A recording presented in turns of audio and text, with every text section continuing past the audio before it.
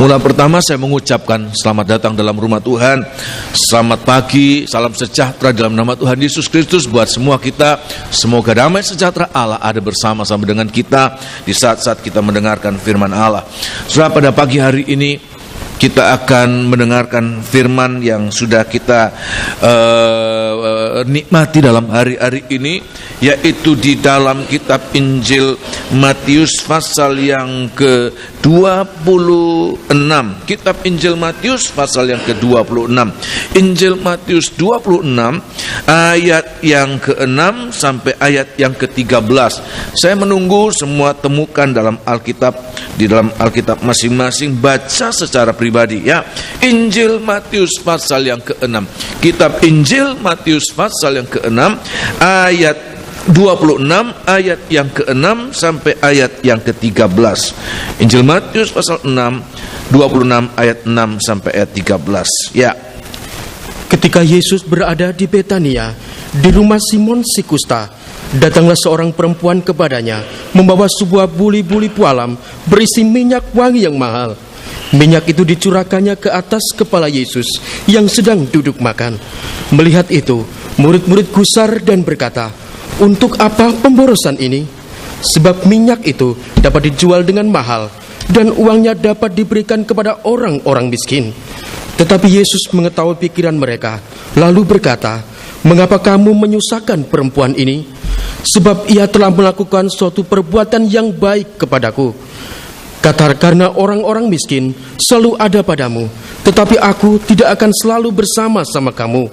Sebab dengan mencurahkan minyak itu ke tubuhku, ia membuat suatu persiapan untuk penguburanku. Aku berkata kepadamu, sesungguhnya di mana saja Injil ini diberitakan di seluruh dunia, apa yang dilakukannya ini akan disebut juga untuk mengingat dia." Terima kasih ya. Kalau kita membaca ayat-ayat ini, cerita ini dalam tabernakel, dalam tabut perjanjian, ada satu alat yang namanya buli-buli emas berisi mana. Maka ayat ini terkena pada buli-buli emas berisi mana. Apa itu buli-buli emas? Berbicara tentang wadah ya, untuk menerima, untuk menampung harta yang Tuhan curahkan dari surga. Itulah roti surgawi untuk memelihara kita secara ajaib dan memelihara kita dalam sepanjang umur hidup kita. 40 tahun bangsa Israel dipelihara dengan mana. Dan semoga inilah yang menjadi bagian kita di hari-hari ini. Kita adalah bagaikan bejana, kita adalah bagaikan buli-buli, dan kita sudah menerima buli-buli ini tidak kosong, tetapi diisi dengan firman, diisi dengan segala yang baik yang Tuhan sudah sediakan. Maka semoga kalau kita sudah mengalami diisi, maka ada waktunya bejana yang sudah penuh itu untuk ditumpahkan menjadi berkat buat mereka yang ada di sekitar kita. Bagaikan buli-buli pualam yang dipecahkan, sehingga apa yang diisi dari buli-buli pualam itu boleh menjadi berkat buat mereka yang ada di sekeliling kita. Nah, kalau kita membaca kebaktian yang lalu saya sampaikan pada ayat ayat yang ke-6, ayat 7 dan ayat yang ke-8, ada 3 pribadi di situ yang adalah bagaikan buli-buli yang semuanya mereka sudah menerima kebaikan-kebaikan Tuhan.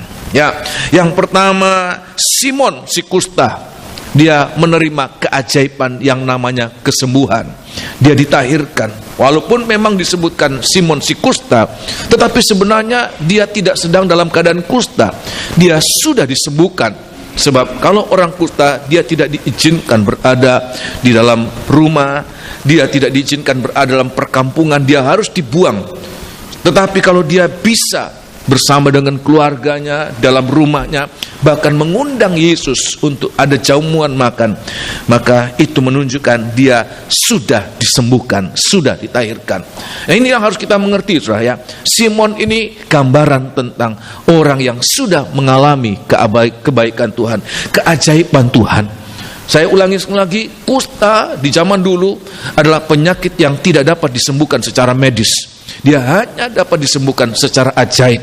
Hanya Tuhan yang dapat menyembuhkan. Tetapi kalau kita baca ayat-ayat ini, tidak ada satupun perkataan dari Simon yang memuliakan Tuhan. Nah, ini harus kita mengerti, saudara.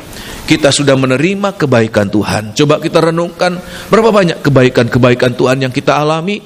Ya, bahkan secara jasmani Tuhan memelihara kita.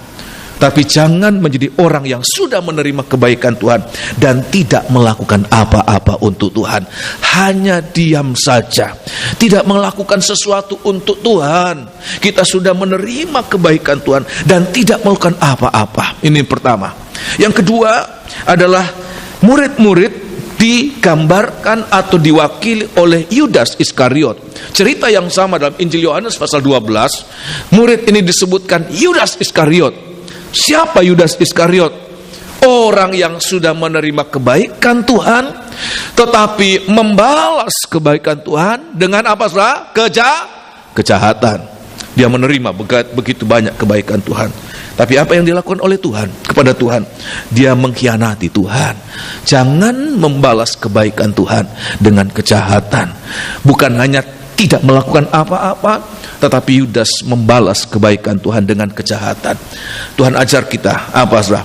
Membalas kejahatan dengan kebaikan. Itu seharusnya orang Kristen, ya. Tetapi ayat ini menunjukkan Yudas sama sekali tidak menjadi buli-buli yang baik. Dia menerima yang baik dari Tuhan, tetapi dia melakukan apa yang jahat kepada Tuhan. Dan buli-buli yang ketiga, yaitu perempuan yang meminyaki tubuh Tuhan. Tidak disebutkan dalam bagian ini. Dalam Injil Yohanes pasal 12 disebutkan dia adalah Maria. Dia menerima kebaikan Tuhan. Dia menerima kebaikan Tuhan dan dia mengembalikan, dia membalas apa yang sudah dia terima dari Tuhan dengan perbuatan-perbuatan baik. Oleh sebab itu, biar hari-hari ini jadilah seperti Maria. Kita sudah mengalami banyak kebaikan Tuhan. Coba kita renungkan apa yang sudah kita lakukan untuk Tuhan. Jangan terlalu banyak menuntut, seolah-olah Tuhan tidak pernah melakukan apa-apa. Orang yang kecewa kepada Tuhan adalah orang yang terlalu banyak menuntut. Dia tidak terbuka mata untuk melihat betapa banyak kebaikan Tuhan yang dia telah alami, sehingga hatinya tidak pernah puas. Dia selalu menuntut. Tetapi biar kita menjadi orang-orang yang merasa puas, kita sudah mengalami banyak kebaikan. Kalau kita terbuka mata demikian, kita tidak pernah merasa cukup untuk melakukan kebaikan-kebaikan. Sebab kita selalu merasakan apapun yang kita kerjakan tidak dapat membalas apa yang kita terima dari Tuhan. Kebaikan Tuhan sungguh amat banyak dalam kehidupan kita. Ya, nah, khusus pada pagi hari ini, saya akan mempertentangkan, ya, ada dua pribadi. Saya tidak berbicara tentang Simon, tetapi saya akan memperlihatkan ada pertentangan antara Maria dan Yudas. Hanya dua, saya akan kemukakan ada dua bejana, dua buli-buli yang dipertentangkan, ya, dan memang berbalik 180 derajat, ya, sangat berbeda, ya. Nah, kita lihat lebih dahulu Maria itu, ya, kita lihat bagaikan buli-buli pualam yang berisi minyak narwastu yang murni, ya. Apa yang dia terima dari Tuhan itu dia renungkan, dia sangat-sangat, ya, memelihara apa yang Tuhan berikan buat dia. Dan waktunya di saat Tuhan membutuhkan, Tuhan katakan, mengingat hari penguburanku. Hanya tinggal hitungan jam sejak pengurapan ini. Ada dua kali Tuhan mengalami pengurapan. Injil Lukas pasal 7 itu berbeda dengan apa yang kita baca, ya. Pengurapan ini terjadi hanya beberapa jam, ya, hanya beberapa jam, hanya, ya, kurang lebih 1-2 hari, beberapa jam saja sebelum penyaliban Tuhan. Sehingga Tuhan katakan apa yang dikerjakan oleh perempuan ini, dia mengingat hari penguburanku, ya. Dia menerima apa yang baik dari Tuhan dan dia melakukan perbuatan baik. Apa yang ada dalam perempuan ini sesuatu bagaikan minyak, ya. Dan ayat mengatakan apa yang kita punyai, apa yang ada dalam perbendaharaan kita, apa yang baik akan keluar sebagai sesuatu yang harum. Tuhan sendiri mengakui bahwa apa yang dilakukan oleh Maria ini adalah perbuatan baik. Dan harumnya itu Ya, pada ayat yang ke-13 tolong baca. Harumnya itu tidak hanya dapat dinikmati oleh orang-orang yang ada pada saat itu di sekitar ruangan itu, tidak hanya segitu, saudara. Ayat yang ke-13, tapi saya akan perlihatkan betapa kalau seseorang itu mau melimpah dengan kebaikan, hidupnya itu dipakai untuk menampung apa-apa yang baik, ya, maka dia juga akan mengeluarkan apa-apa yang baik. Ya, ayat yang ke-13. Aku berkata kepadamu, ya, sesungguhnya di mana saja Injil ini diberitakan di seluruh dunia. Saja. Bahkan saya mau tambahkan, kapan saja, ya, Injil ini diberitakan. Injil ini diberitakan di seluruh dunia. Ya. Apa yang dilakukannya ini akan disebut juga untuk mengingat dia. Bagaikan harum dari minyak narwastu itu tidak pernah habis. Dia bisa menjelajah ke seluruh penjuru bumi ini. Sejauh mana firman Allah diberitakan, perbuatan baik ini akan tercium di sana. Melewati zaman, tahun demi tahun, ribuan tahun, sampai kurang lebih 2000 tahun sampai kita sekarang. Harum itu tidak pernah habis. Oleh sebab itu di sini harus kita mengerti, saudara, perbuatan baik itu kalau berasal dari dalam, maka perbuatan baik itu tidak pernah akan habis. Dia akan sangat berpengaruh dimanapun orang bisa mengalaminya itu. Ya, sebaliknya Yudas, ya, Yudas, siapa Yudas ini? Yudas ini adalah sebenarnya orang yang istimewa. Dia adalah murid Tuhan. Siapa murid Tuhan? Orang yang dipanggil oleh Tuhan, orang yang dipilih oleh Tuhan sendiri, ya. Bahkan orang yang dididik oleh Tuhan sendiri. Coba kita dengar, renungkan, siapa hamba-hamba Tuhan sehebat Yudas hari-hari ini? Dididik langsung oleh Tuhan, dipilih langsung oleh Tuhan. Apa kurangnya, saudara? Kalau mau dikatakan sempurna, sempurna, ya. Tetapi kita lihat Yudas tidak ada yang baik dalam hidupnya. Dia tidak mempertahankan apa yang baik. Dia mengeluarkan bukan yang baik, tapi yang jahat. Sebab apa? Hatinya itu tidak mau mengalami pekerjaan Tuhan mengubah hidupnya, sehingga dia memelihara apa-apa yang jahat, ya. Dia bukan hanya murid Tuhan, tetapi dia juga adalah rasul. Murid itu disebutkan juga rasul. Rasul itu artinya utusan Tuhan. Dan kalau saya baca dalam kitab Injil, maka utusan Tuhan itu diperlengkapi dengan kuasa yang ajaib. Mereka melakukan keajaiban yang akan dilakukan oleh Tuhan, mereka kerjakan itu, ya. Bukan cuma sebagai utusan Tuhan, tetapi juga dia adalah bendahara. Siapa bendahara ini? Orang yang menjadi kepercayaan seseorang. Dia bendaharanya Tuhan, bukan bendahara suatu PT, suatu perusahaan, bukan bendahara gereja saja, tetapi dia bendaharanya Tuhan, sangat dipercaya oleh Tuhan. Tetapi kandungan dari bendahara ini, kandungan dari hati ini, kandungan dari bencana ini, ya, adalah apa-apa yang jahat keluar dari perkataannya.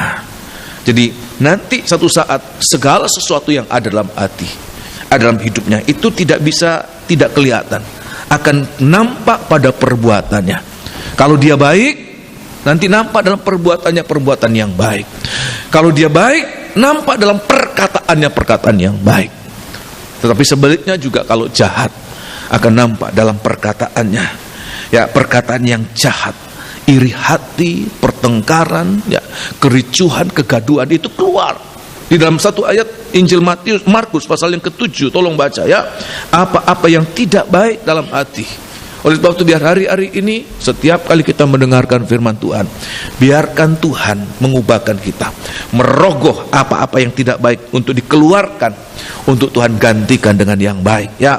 Injil Markus pasal yang ke-7, ya, kitab Injil Markus pasal yang ke-7. Itulah manusia secara umum, semua kita juga tidak baik pada awalnya. Pada dasarnya kita juga tidak baik, tidak ada yang baik. Tuhan katakan semua orang pendosa, semua orang pendusta, tidak ada yang mencari Tuhan. Rasul Paulus katakan kepada orang-orang di Roma, ya. Kitab Injil Markus pasal yang ke-7 ayat yang ke-21, ayat 21. Ayat 21, perhatikan. Sebab dari dalam Dari dalam ini bagaikan wadah, bejana. Kalau dari dalam itu tidak diubahkan oleh Tuhan, mungkin dia ke gereja. Bahkan mungkin seperti Yudas. Yudas ini bukan orang dunia. Dia hamba Tuhan. Nah, kalau kita lihat sekarang ini hamba Tuhan yang terkenal mungkin. Ya, murid Tuhan. Ada banyak orang yang mau jadi murid Tuhan. Hanya 12 pilihan Tuhan. Siapa yang memilih? Tuhan sendiri yang memilih. Ya, sampai satu saat dia katakan, bukankah engkau yang 12 ini? Aku yang memilih yang 12. Tapi seorang di antara mereka adalah iblis. Ya. Ayat yang ke-21 sekali lagi. Sebab dari dalam, Ya, dari hati orang. dari hati orang. Ini bejana ini, isi dari bejana ini. Kalau tidak dikerjakan, kalau tidak diubahkan, kalau tidak disucikan, semua kita begini, saudara. Ya, dari dalam hati orang timbul apa? Timbul segala pikiran jahat. Pikiran jahat, salah berpikir kepada seseorang, pikiran negatif, itulah pikiran kita. Siapa yang tidak pernah berpikir jahat ya, tentang orang lain, tentang sesuatu? Semua kita pernah lakukan itu. Saya juga demikian. Ya, teruskan. Percabulan. Percabulan, teruskan. Pencurian. Pencurian, ini Yudas. Pembunuhan. Pembunuhan juga. Perzinahan. Perjinahan. Keserakahan. Keserakahan. Kejahatan. Kejahatan. Kelicikan. Teruskan. Hawa nafsu. Ya. Iri hati. Iri hati. Hujat. Hujat. Kesombongan. Kesombongan. Kebebalan. Ya. Semua hal-hal jahat ini timbul dari dalam. Timbul dari dalam. Dan Terus, menajiskan orang. menajiskan orang lewat perkataannya, lewat perbuatannya. Paling menajiskan kalau dia adalah seorang hamba Tuhan. Kenapa? Sebab dari perkataannya, ya, dia dapat seperti menjalarkan, mencemarkan banyak orang. Kalau jemaatnya 10 orang, 10 orang dicemarkan. Jemaatnya 100 orang, 100 orang dicemarkan. Semakin banyak dia jemaatnya, semakin banyak pengikutnya, semakin banyak orang yang dicemarkan. Dari hamba Tuhan, dari anak Tuhan yang tidak mengalami pekerjaan Tuhan mengubahkan hidupnya. Oleh sebab itu, jangan asal kita datang beribadah, tapi biar kita boleh bekerja, kita boleh beribadah, kita boleh melayani. Dalam setiap kedatangan kita, kita katakan, Tuhan, ini hidupku, Tuhan, ubahkan, kerjakan, ya, kerjakan, ya, kerjakan, supaya kita boleh mengalami hari demi hari kita lebih baik lagi. Tidak lagi apa-apa yang jahat, yang busuk dari dalam hidup kita. Tapi kalau bencana ini ditumpahkan, seperti kita mengeluarkan minyak yang harum. Yudas pada akhirnya, ayat mengatakan, dia menggantung diri dan isi perutnya itu terburai. Isi perutnya terburai, terbuka, dan semua orang dapat mengenalnya, ya. Semua orang dapat mengertinya. Dari tahun ke tahun, di mana saja Injil diberitakan, perbuatan Yudas juga diberitakan. Sama juga, di mana saja Injil diberitakan, perbuatan perempuan ini diberitakan. Tapi berbeda, perbuatan perempuan yang mengurapi Tuhan dalam bau harum, sedangkan perbuatan Yudas dalam bau busuk. Sebab apa? Sebab dia memelihara apa-apa yang tidak baik dalam hidupnya. Oleh sebab itu, kita harus memberikan hidup kita untuk setiap hari mengalami dikerjakan oleh Tuhan. Nah, sampai pada bagian ini saya akan menyampaikan, mungkin ada suatu pertanyaan. Kenapa seorang perempuan bisa mengeluarkan, bagaikan hidupnya mengeluarkan minyak yang wangi, minyak yang harum? Tapi kenapa seorang hamba Tuhan, murid Tuhan, rasul, bendahara, ya, tapi apa yang keluar dari dirinya lewat perkataannya bukan perkataan yang mensupport, tapi perkataan yang melemahkan orang. Lewat perbuatannya, lewat tindakannya, tindakan-tindakan yang berbau busuk, ya. Kenapa itu bisa terjadi? Saya akan sampaikan, ya, pagi hari ini. Jawabannya adalah karena dia tidak setia. Dia tidak setia. Orang yang tadinya adalah murid Tuhan, orang yang tadinya adalah utusan Tuhan, orang yang tadinya dipercaya oleh Tuhan. Saya sangat yakin kalau Tuhan memilih Yudas menjadi bendahara, Tuhan yakin dia mampu menunaikan tugas itu. Tuhan tidak mencobai dia. Sudah tahu Yudas nggak dipercaya dengan memegang uang, malah dipercayakan uang. Bukan mencobai, tetapi Tuhan mempercayakan ya jabatan menjadi bendahara kepada dia, sebab Tuhan percaya. Tapi kenapa tuh Yudas yang sudah mengalami diubahkan oleh Tuhan menjadi murid Tuhan, tetapi kemudian menjadi sesuatu yang tidak baik? Ya, jawabannya adalah ketidaksetiaan. Dia tidak setia. Nah, pagi hari ini saya akan sampaikan dalam hal apa dia tidak setia. Ini juga harus menjadi awasan buat kita. Ya, kita sudah mengalami dipanggil oleh Tuhan, dipilih oleh Tuhan. Tetapi kalau kita tidak setia dengan apa yang Tuhan berikan, maka maaf kata, kalau Yudas bisa begitu, siapa kita? Jangan katakan, oh Yudas memang brengsek. Yudas ini bukan orang sembarang, dipilih oleh Tuhan. Apa kurangnya? Ya. Tapi dia bisa begitu. Oleh sebab itu menjadi awasan buat kita. Kita tidak lebih baik dari Yudas kalau Tuhan tidak berkemurahan buat kita. Oleh sebab itu kita harus mohon kemurahan Tuhan. Ya, dalam 3 perkara ini kita harus setia. Yaitu nomor 1, kita setia dalam pengampunan. Ya, kita setia dalam hal apa? Pengampunan. Kita harus setia dalam hal pengampunan. Sebab apa? Pengampunan itu adalah langkah pertama untuk mengubahkan apa yang tidak baik menjadi baik. Saya ulangi sekali lagi ya. Pengampunan itu adalah langkah pertama untuk mengubahkan apa yang tidak baik menjadi baik. Dan kalau kita harus jujur, nggak ada seorang pun yang baik. Semua kita brengsek. Tolong baca di dalam kitab Roma pasal yang pertama, suratan Roma. Ya, nggak ada yang baik. Ya, seorang pun tidak. Ya, Roma. Tapi kalau kita bisa menjadi baik, itu karena Tuhan lebih dahulu mengampuni kita. Ya, apapun keadaan kita, kalau kita tidak diampuni oleh Tuhan, maka kita pun tidak baik. Ya, Roma pasal yang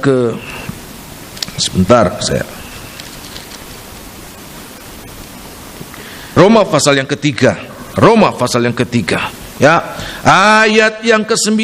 Roma pasal yang ketiga. Semua orang telah berbuat dosa. Ya, ayat yang ke-9 lebih dahulu. Jadi bagaimana? Ya.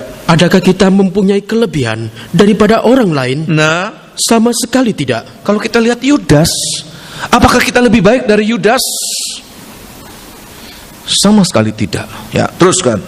Sebab di atas telah kita tuduh, ya, baik orang Yahudi ya, maupun orang Yunani, bahwa mereka semua ada di bawah kuasa dosa. Ayat 10, perhatikan. Seperti ada tertulis, ya, tidak ada yang benar. Tidak ada yang benar. Seorang pun tidak. Seorang pun tidak. Termasuk saya, termasuk kita semua. Ya, teruskan. Tidak ada seorang pun yang berakal budi. Tidak ada seorang pun yang mencari Allah. Ya. Semua orang telah menyeleweng. Semua orang telah menyimpang, menyeleweng. Ya, teruskan. Mereka semua tidak berguna. Tidak ada yang berbuat baik, seorang pun tidak. Ayat 23, perhatikan. Karena semua orang telah berbuat dosa. Teruskan. Dan telah kehilangan kemuliaan Allah. Di sini harus kita mengerti, saudara. Inilah posisi awal kita. Inilah posisi kita. Keadaan kita demikian. Tuhan katakan, nggak ada yang baik.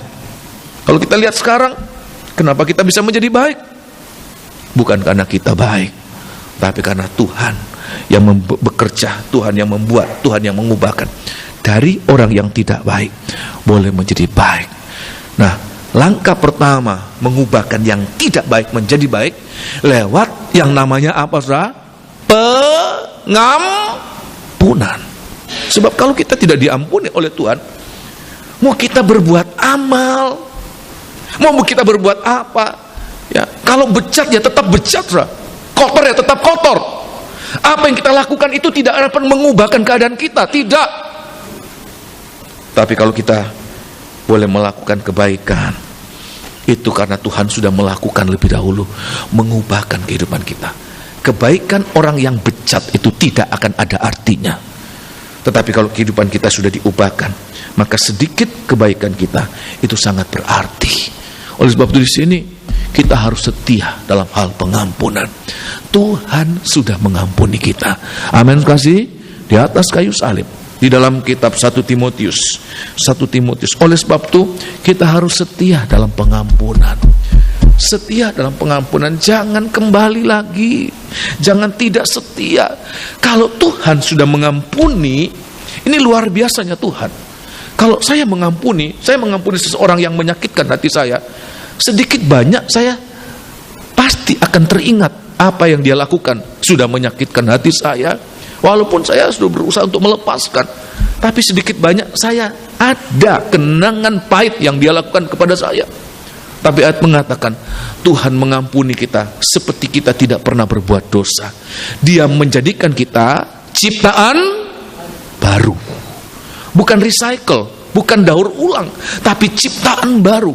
Dia memandang kita seperti tidak pernah berbuat dosa sebelumnya.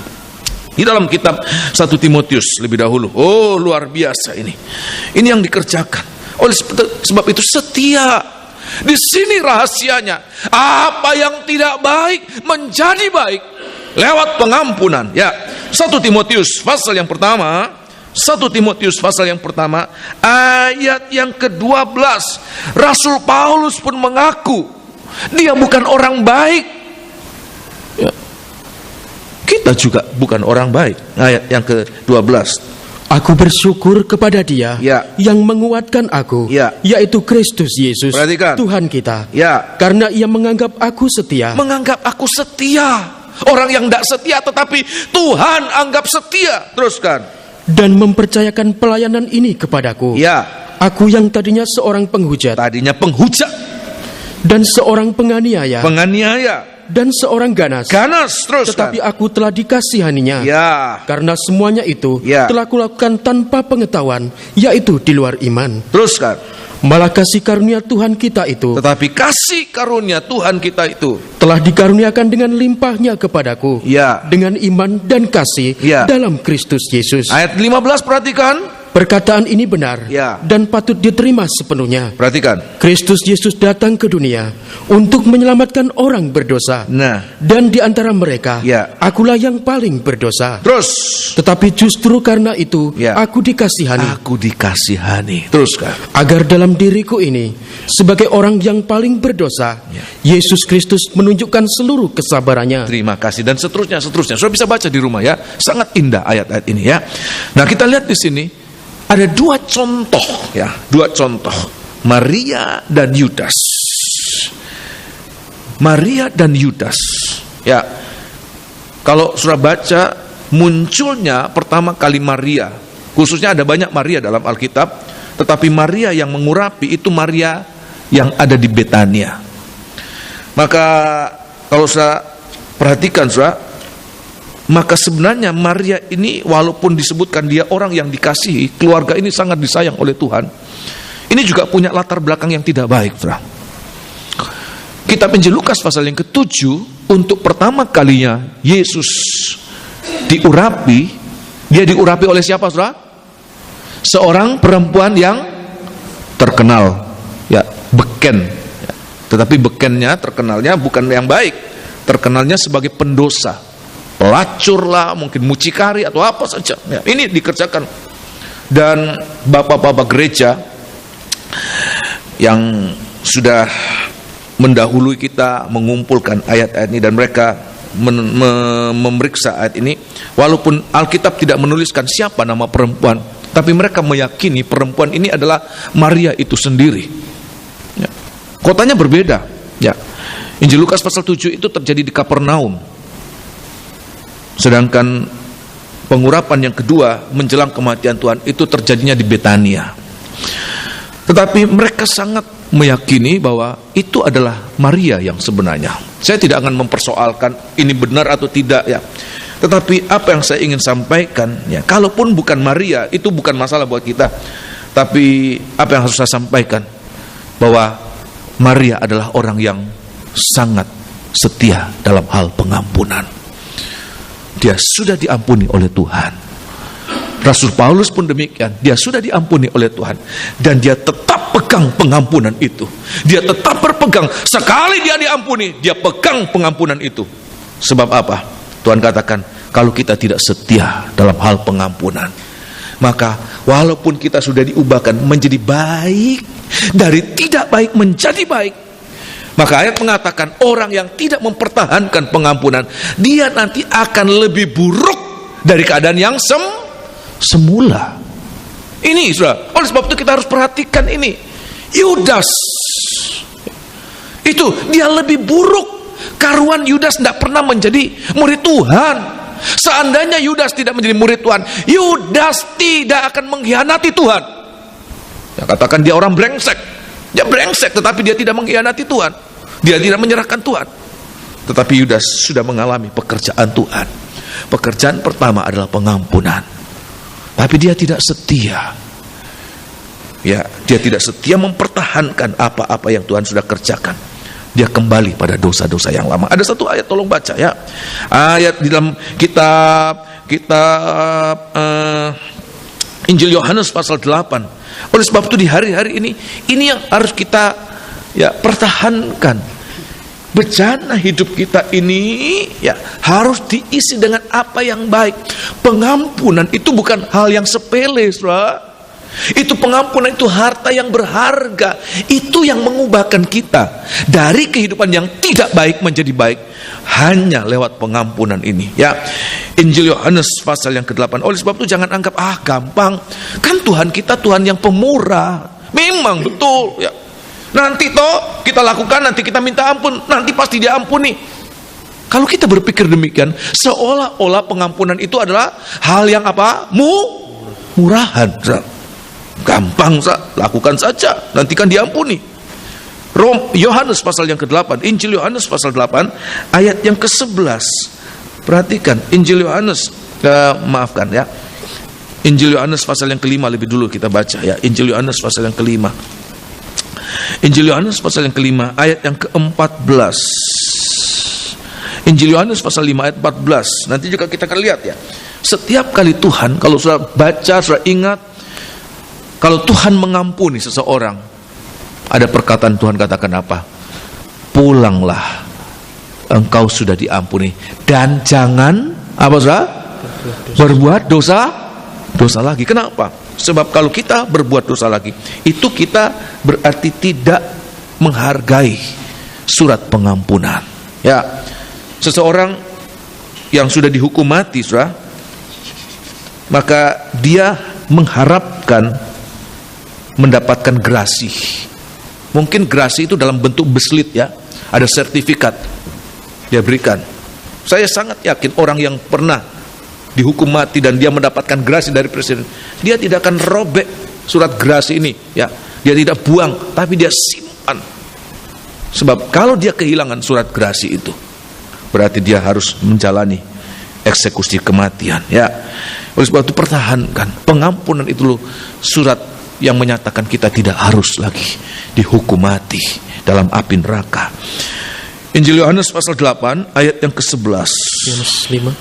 Yohanes pasal 5, maafkan, ayat yang ke-11 14. Kemudian Yesus bertemu dengan dia di dalam bait Allah ya. Lalu berkata kepadanya ya, engkau telah sembuh. Engkau telah sembuh. Jangan berbuat dosa lagi. Ini artinya Tuhan sudah mengampuni. Jangan berbuat dosa lagi ya. Teruskan, supaya padamu ya, jangan terjadi yang lebih buruk. Nah, oleh sebab itu biar hari-hari ini hargai setia dari apa yang Tuhan kerjakan, dengan apa yang sudah Tuhan kerjakan di atas kayu salib. Apapun dosa kita, ayat mengatakan dia sudah mengampuninya. Oleh sebab itu ini yang kita pegang. Terima kasih Tuhan untuk pengampunanmu. Terima kasih. Aku tidak mau kembali lagi pada dosa yang lama. Ya, satu ayat lagi, 2 Petrus ya. 2 Petrus pasal yang kedua. 2 Petrus pasal yang kedua. Yudas tidak setia. 2 Petrus pasal yang kedua ayat yang ke-20. 2 Petrus pasal yang kedua ayat yang ke-20. Sebab jika mereka Ya. oleh pengenalan mereka akan Tuhan Nah. dan Juru Selamat kita Yesus Kristus Ya. telah melepaskan dari kecemaran-kecemaran dunia, Kita sudah dilepaskan dari kenajisan, dari kecemaran, ketidaklayakan. Tuhan sudah kerjakan itu. Kita dilepaskan. tetapi terlibat lagi di dalamnya. Ya. Maka akhirnya Nah. keadaan mereka lebih buruk Nah. daripada yang semula. Terus. Karena itu bagi mereka adalah lebih baik Ya. jika mereka tidak pernah mengenal jalan kebenaran Nah. daripada mengenalnya, Ya. tetapi kemudian berbalik dari perintah kudus Ya. yang disampaikan kepada mereka. Terima kasih. Oleh sebab itu, ini yang akan saya tekankan pada pagi hari ini, saudara. Tuhan sudah mengampuni kita. Ya. Manusia bisa tidak tahu apa yang menjadi latar belakang kita, tapi Tuhan tahu semua, sedalam apapun keadaan kita, Tuhan tahu. Dan pada saat kita mohonkan pengampunan, Tuhan sudah mengampuni kita. Ya. Dan Tuhan sudah menganggap kita suatu ciptaan yang baru. Tetaplah hidup dalam pengampunan. Jangan mudah untuk kembali, tapi kita harus berpikir bahwa pengampunan itu sesuatu yang sangat berharga. Itulah langkah awal yang mengubahkan kita dari kehidupan yang paling berdosa. Rasul Paulus katakan, menjadi kehidupan yang dianggap layak untuk menjadi pelayan Tuhan, bagaikan bejana yang mulia yang dipakai oleh Tuhan untuk pekerjaan yang mulia. So, percaya demikian, amin? Ya. Yudas tidak setia. Ya. Dia tidak langsung menjadi pengkhianat, tapi dimulai dengan tidak setia. Yudas tidak tiba-tiba dari murid Tuhan langsung drastis jadi pengkhianat, tidak. Tapi ada langkah yang namanya tidak setia. Oleh sebab itu kita harus perhatikan hari-hari ini di mana kita berada. Sebab ketidaksetiaan itu makin hari makin jauh, makin hari makin jauh. Dari ketidaksetiaan yang kecil menjadi makin besar, makin besar. Setiap kali kita membiasakan tidak setia, nanti akan jadi karakter. Kalau sudah jadi karakter, kalau bukan Tuhan yang mengubahkan, maka itu terlalu sulit untuk berubah. Oleh sebab itu biar kita berubah, ya. Mohon kemurahan Tuhan. Yang kedua, Yudas tidak setia di dalam pelayanan. Ya, dia tidak setia di dalam pelayanan. Ya, tadi saya sampaikan, ya. Dia yang tadinya melayani sebagai seorang apa, saudara? Apa, saudara? Murid. Apa artinya menjadi murid? Belajar. Apa yang kita pelajari? Kita belajar tentang kehendak Tuhan sebagai murid Tuhan. Ini pelayanan kita, saudara. Jangan katakan, saya tidak melayani apa-apa. Karena kita tidak sangkor, karena kita tidak main musik, dianggapnya kita tidak melayani apa-apa. Ada pelayanan yang harus kita mengerti hari-hari ini. Apa pelayanan? Semua kita harus belajar. Sebagai murid itu pelayanan kita. Belajar untuk mengerti kehendak Tuhan. Jujur saya harus mengakui, ya, bahwa saya pun belum sempurna. Banyak hal, ya, yang masih kita belum mengerti apa ini kehendak Tuhan atau bukan. Contoh kecil adalah waktu kita ke Poso, banyak yang menjadi penghalang, dan waktu itu saya juga masih tidak mengerti ini apa ini, ya. Apa ini cara Tuhan untuk mencegah saya untuk ke sana, atau ini pekerjaan iblis yang menghalangi. Tapi lewat bertekun, kita doa puasa, kita merenungkan firman Tuhan, ada keyakinan bahwa ini adalah pekerjaan iblis yang mau mengganggu. Dan kalau itu pekerjaan iblis, maka kalau Tuhan di pihak kita, ayat mengatakan siapa yang akan dilawan kita. Amin. Di sini kita harus mengerti, saudara. Ya, banyak kali kita mau sepertinya, ya, memaksakan sesuatu. Kita pikir ini kita berpuasa, tetapi kita memaksakan kehendak kita, bukan kehendak Tuhan. Puasa itu bukan untuk memaksa Tuhan, tapi puasa untuk menyerah. Kalau ini kehendak Tuhan, nyatakan Tuhan. Banyak orang Kristen menyalahgunakan puasa. Dia membutuhkan sesuatu dan dia puasa. Ya. Dia pikir dengan berpuasa Tuhan akan mengiyakan apa yang kehendaknya, keinginannya. Tidak demikian. Puasa adalah kita untuk mencari kehendak Tuhan. Ya, oleh sebab itu kita harus mengerti, ya, menjadi murid. Yudas tidak setia dalam pelayanan sebagai murid. Dia tidak setia. Kita harus mengerti hari-hari ini kehendak Tuhan. Yang kedua, sebagai utusan, dia tidak setia menjadi utusan. Ya, tadi kesaksian Bapak Yohanes sudah dipakai oleh Tuhan, diutus dalam pelayanan mendoakan orang-orang sakit. Ya, Ini juga harus kita merasa terbeban untuk ini, saudara ya. Jadi jangan anggap bahwa mendoakan orang sakit itu hanya tugas seseorang.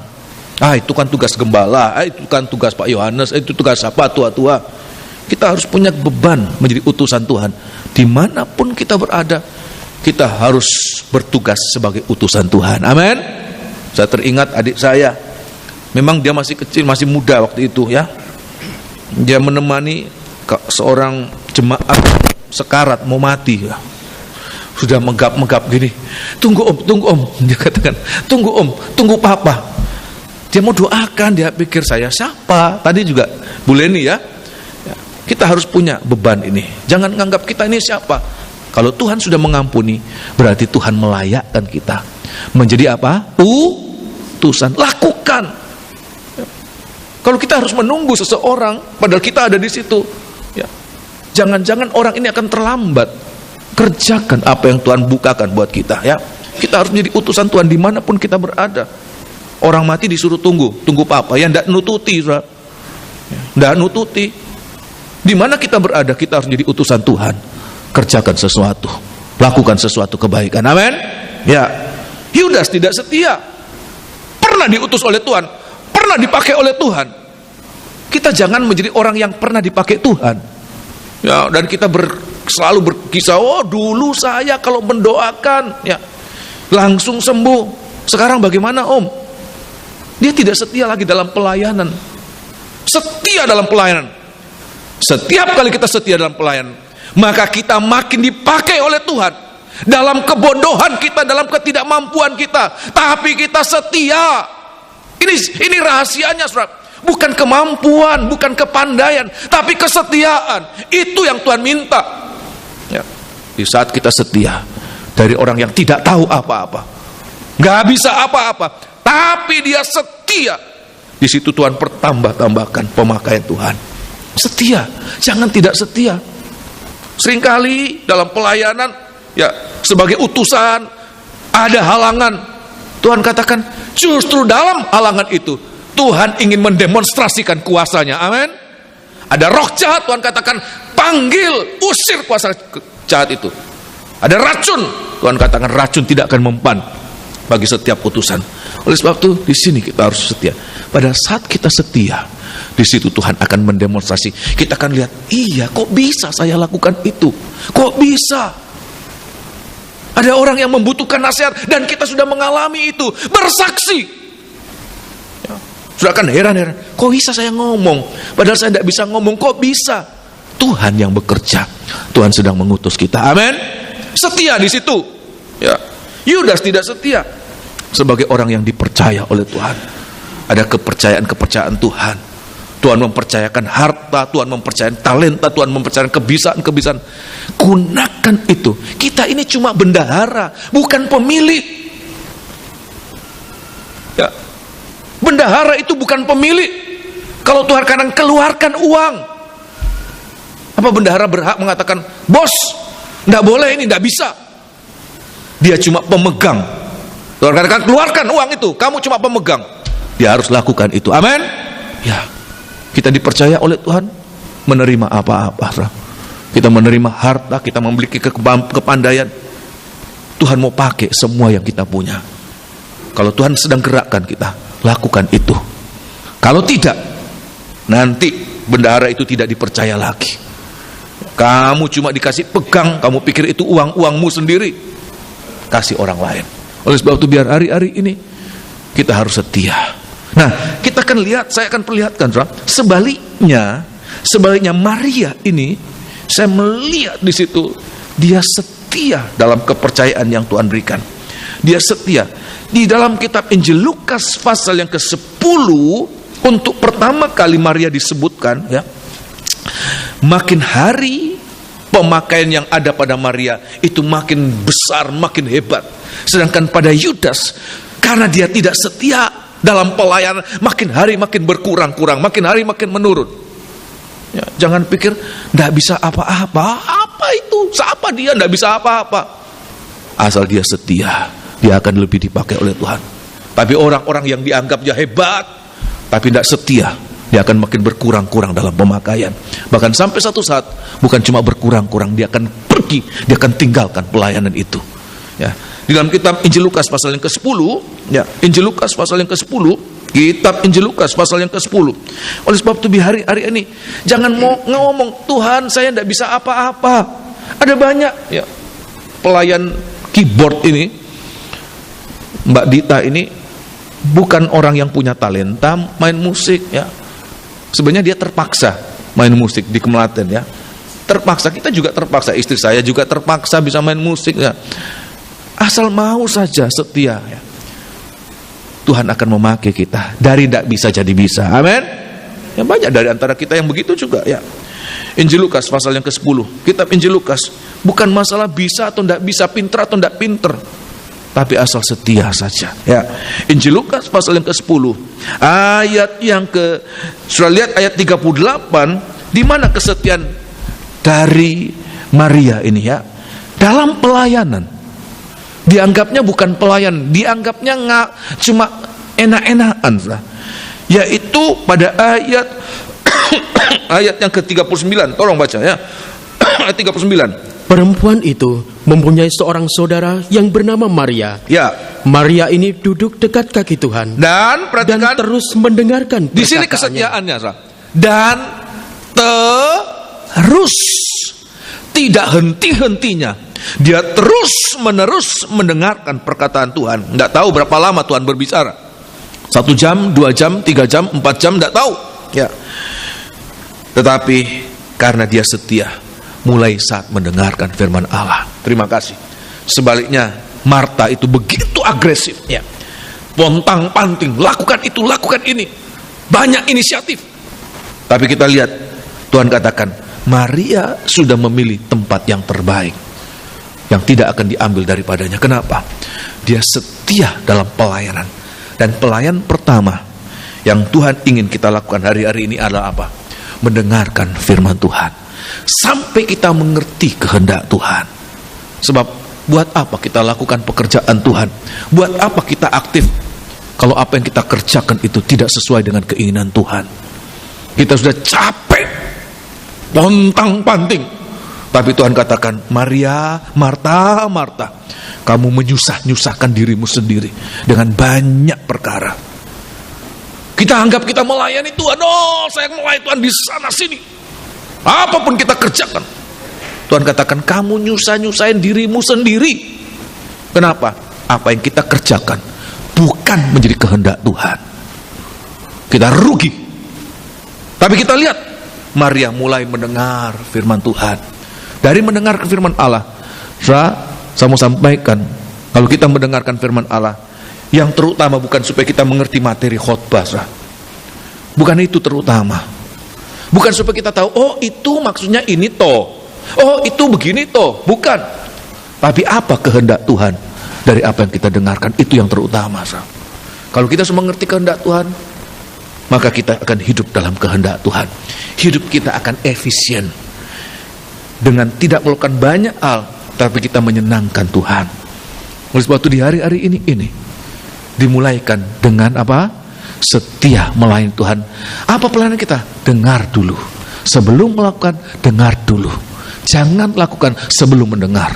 Saya teringat seorang pengerja, dia disuruh oleh ayah saya untuk dari Johor ke Lemah-Putro ya. Sini kamu, nanti kamu ke Lemah-Putro. Langsung pergi ke Lemah-Putro. Dia belum dengar, mau disuruh apa ke sana. Sampai di sana baru bingung, loh saya disuruh ke sini untuk apa? Dia sudah melakukan sesuatu tanpa lebih dahulu apa? Mendengar sampai kita bisa mengerti kehendak Tuhan.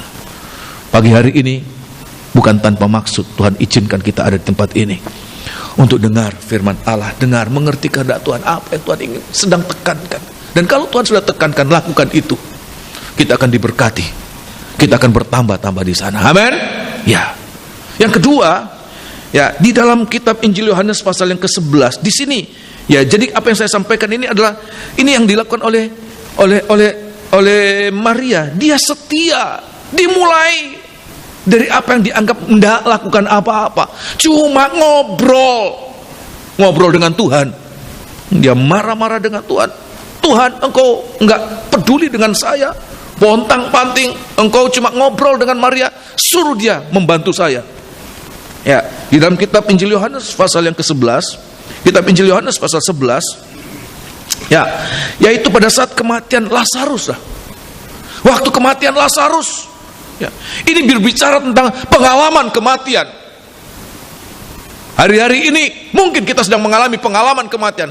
Serasa kematian itu begitu dekat. Kenapa? Mungkin karena penyakit. Kenapa?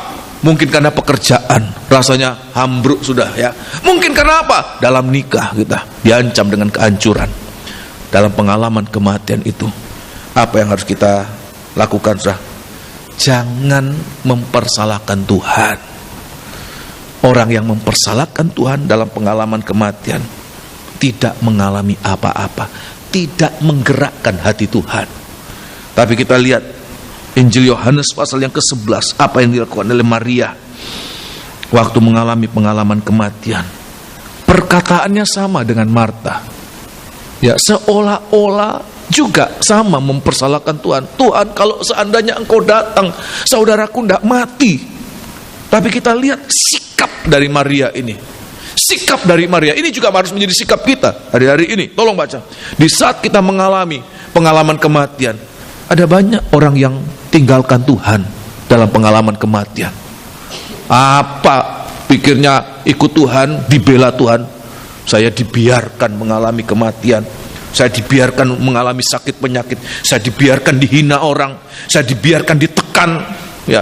Di perusahaan, di tempat saya bekerja, saya dilecehkan, tidak dianggap, saya dibiarkan oleh Tuhan.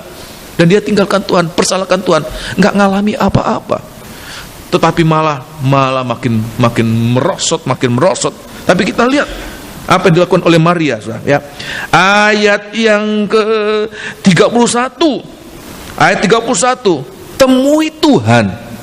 Di saat kita mengalami ini, justru kita harus menyatakan kesetiaan kita. Saya tidak akan tinggalkan Tuhan. Saya malah akan makin menyatu dengan Tuhan. Amin. Ya. Ayat yang ke berapa tadi? 31. Perhatikan. Ketika orang-orang Yahudi yang bersama-sama dengan Maria, ya, di rumah itu untuk menghiburnya, melihat bahwa Maria segera bangkit dan pergi keluar, ya, mereka mengikutinya, ya, karena mereka menyangka bahwa ia pergi ke kubur untuk meratap di situ. Ayat yang ke-32, perhatikan. Setibanya Maria di tempat Yesus berada, ya, dan melihat dia, perhatikan, tersungkurlah ia di depan kakinya. Marta juga bertemu dengan Tuhan, tetapi dia tidak ada sikap yang merendahkan diri, tidak ada sikap yang menyatu dengan Tuhan. Dia berdiri, dia berbicara dengan Tuhan, bahkan mempersalahkan Tuhan, ya. Tapi kita lihat Maria, begitu datang dia terus langsung tersungkur teruskan.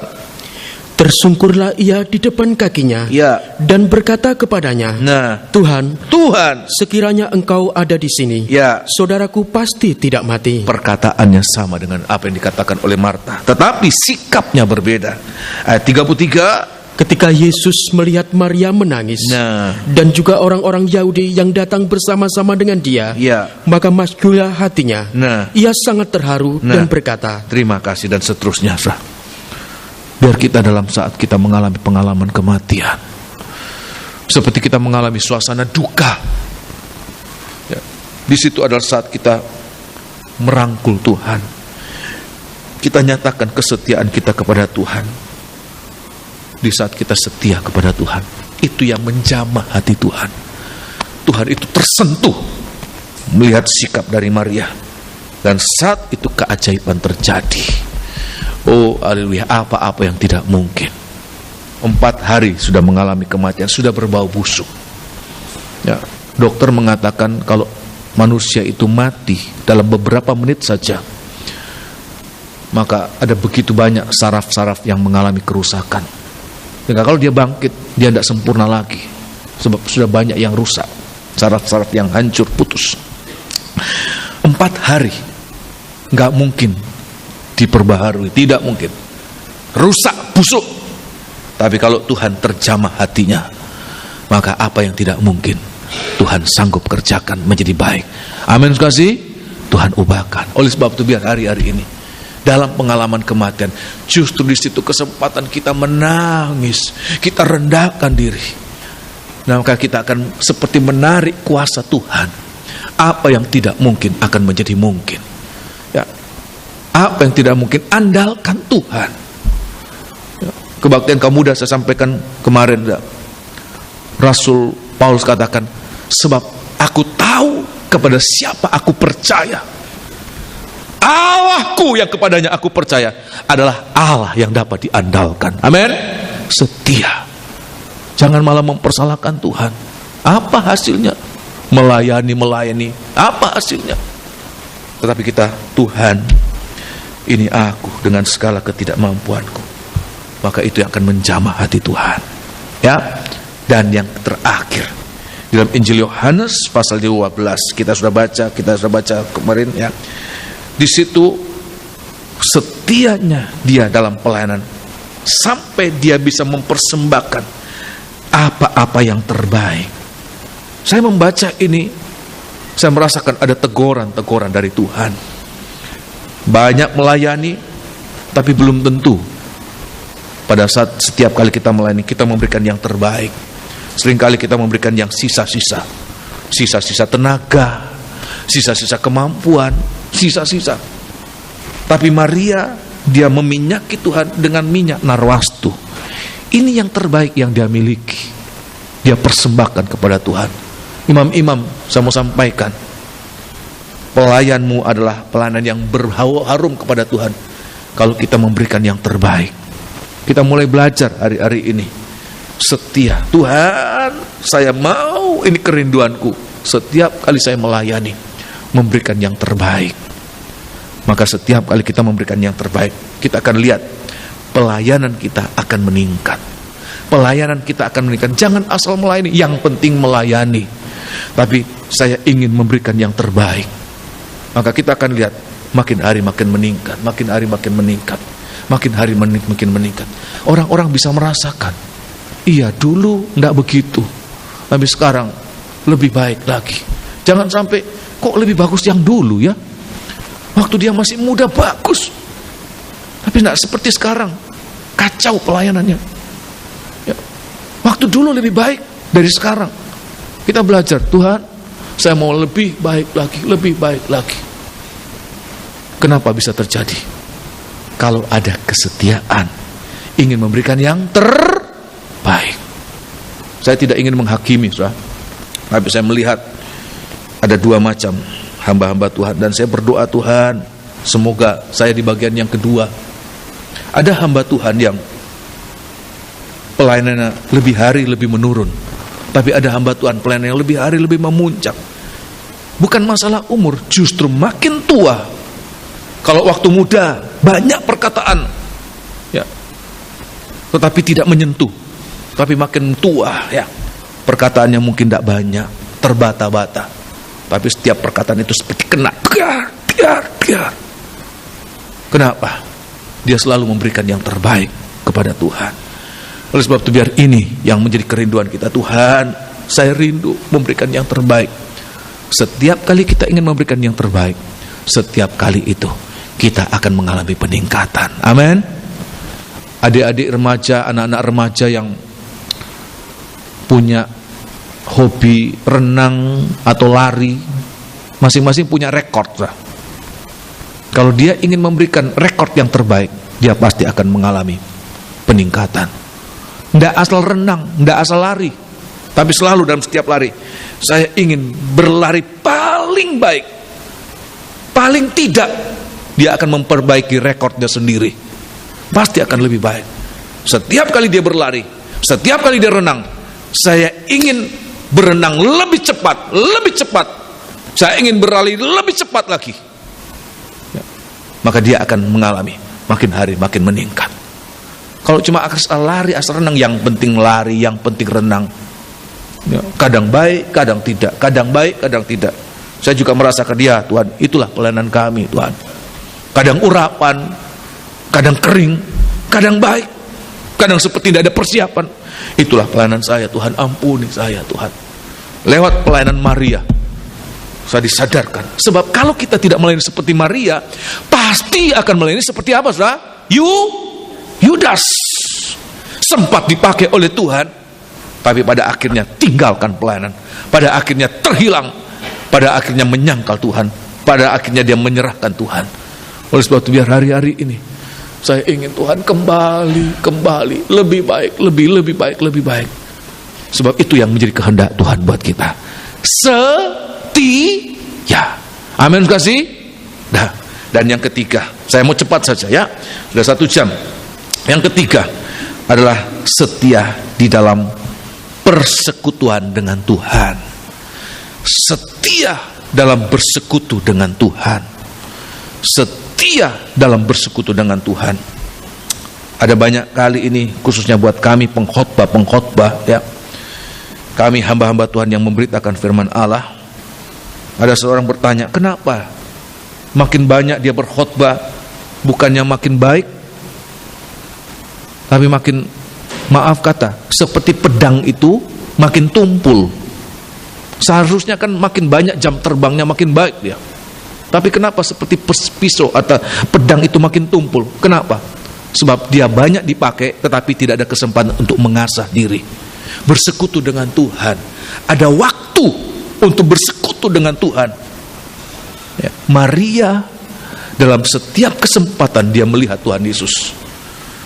Kalau kita sudah dengar tadi ya, waktu dia mendengarkan firman Allah, dia bersekutu secara pribadi dengan Tuhan.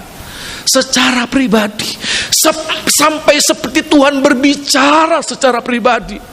Saudara, saya mau mengatakan, imam-imam, kita melayani. Tapi seringkali kita hanya sekedar menyanyi. Saya sekedar berkhotbah. Tidak ada waktu seperti Tuhan berbicara secara pribadi. Tidak ada waktu kita menumpahkan perasaan kita kepada Tuhan.